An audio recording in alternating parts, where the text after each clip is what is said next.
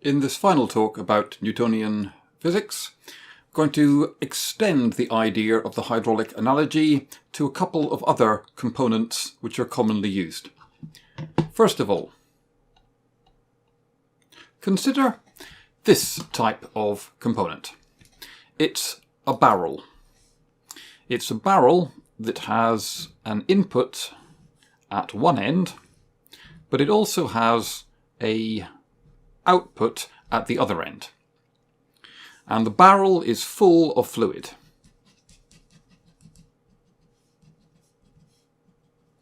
However, it's not just an ordinary barrel, because halfway along the barrel there is a membrane. It's a rubber membrane. It can distort. But what it cannot do is allow any of the fluid from the top side of the barrel to get down to the bottom side of the barrel. It seals off these two volumes so that no fluid can get from the top part to the bottom part. However, being a rubber membrane, it can be distorted. If you forced fluid in to the top end, then the membrane would distort. And we would end up with this type of situation here, in which we have more fluid in the top of the barrel, less fluid in the bottom of the barrel, and a distorted rubber membrane that was trying to get back to its equilibrium neutral position. It's pushing up. That means that we're going to have a higher pressure in the case where we've got more fluid in the top of the barrel than we have in the bottom of the barrel. This membrane here is going to be pushing up, trying to get back to where it wants to be. That's going to cause a larger pressure in the top of the barrel, and if the fluid is going to maintain this membrane in this distorted position, then it's going to have to be pushing back down on the membrane to keep it there. We need a higher pressure in here. The fluid will leave the bottom end as more fluid comes in the top end because the barrel remains full all the time. You will have a lower pressure in this part of the barrel. That is a capacitor in terms of the hydraulic analogy. That's pretty much exactly how capacitors work for electric circuits. You can force charge onto one plate of a capacitor, one side, and an equal amount of charge will leave the other side of the capacitor. But the voltage will increase here. Remember, voltage is analogous to pressure. So the voltage on this side of the capacitor, when the membrane is distorted, is higher than the voltage on this side of the capacitor. Here, the voltage on both sides of the capacitor, that's the pressure of the charge, if you like, is the same. Here, we have a higher voltage here than a lower voltage there. Capacitors are measured in farads. We usually write them as C, and we measure their capacitance in farads. The capacitance of a capacitor in farads is defined as the ratio of the extra charge that is pushed in. That's the extra bit of volume that is moved in on this side, and therefore the extra bit of volume of fluid that is left the other side, Q, divided by the potential difference, the difference in voltages of this side versus this side. So once again, it's the difference in voltage that we're interested in, rather than the absolute voltage. If this was, say, V1 and this was V2, then the capacitance C would be Q, the extra amount of charge that's moved in, divided by V1 minus V2, the difference in the two voltages. But it's most commonly written like that. C equals Q over V, or even more commonly, Q equals CV. the extra charge that has flowed in to a capacitor to distort the membrane is the capacitance times the difference in the voltages across the capacitor.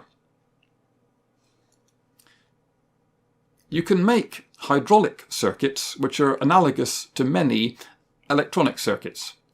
For example, consider this one. A pump forcing a higher pressure here, which produces a flow through a narrow pipe until the pressure in this barrel here becomes the same as the pressure that the pump is outputting. At that point, no more current will flow through the narrow pipe because the pressure on both sides of the narrow pipe will be the same, and the system will stabilize. That is analogous to an electronic circuit that looks like this. A voltage source is drawn like this, and it's analogous to a pump. Its job is to ensure that the voltage on this side is a fixed amount greater than the voltage on this side. We have a resistor here, which is analogous to a narrow pipe. Its job is to resist the flow of current and to extract some energy from the circuit as charge flows through the resistor. In the same way that a narrow pipe extracts energy from a hydraulic system as the water moves from the higher pressure region to the lower pressure region. And we have a capacitor which is analogous to this barrel with a rubber membrane halfway down. And if we built this circuit and turned on the voltage source, then charge would flow through the resistor and onto the capacitor until the voltage across the capacitor was equal to the voltage being produced by the voltage source. And at that point, the voltage on both sides of the resistor would be the same, and no more current would flow.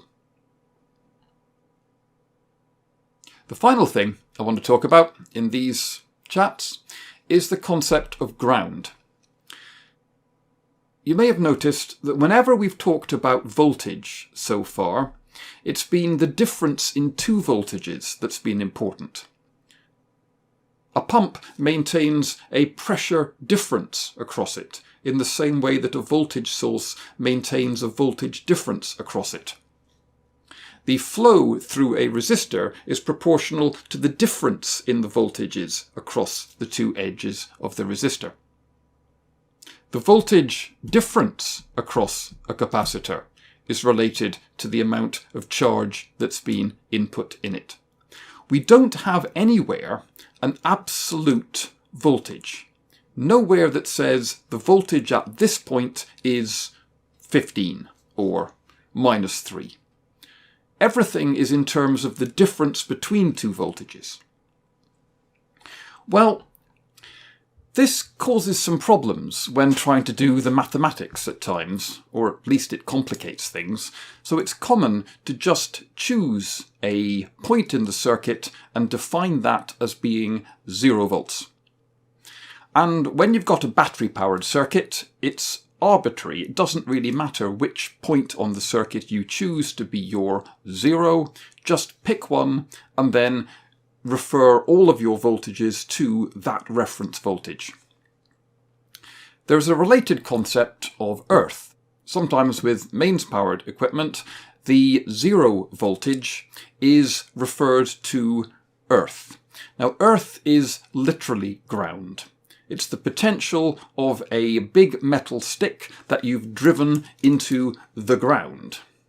And you can think of that in terms of the hydraulic analogy a bit like a limitless ocean. It doesn't matter how much charge you put into the limitless ocean or how much charge you take out of the limitless ocean, the pressure, i.e. the voltage of the limitless ocean, isn't going to change. However, do note that because all of the pipes and all of the barrels have to be kept full, any charge that leaves your circuit to ground has to come back out from ground as well. So the current, or the flow rate, the charge leaving to ground must always equal the charge coming out from ground. Ground has a special symbol in electronic circuits. Looks like this. 3 horizontal lines of diminishing length. That is the symbol for a capacitor, which in the hydraulic analogy is the barrel with the membrane, and this is the symbol for a resistor, which in the hydraulic analogy is a narrow pipe. The voltage source and a pump. Right, that is all I wanted to say about the hydraulic analogy. From now on, we're going to stick to currents, voltages, capacitances, resistances, and other electronic units.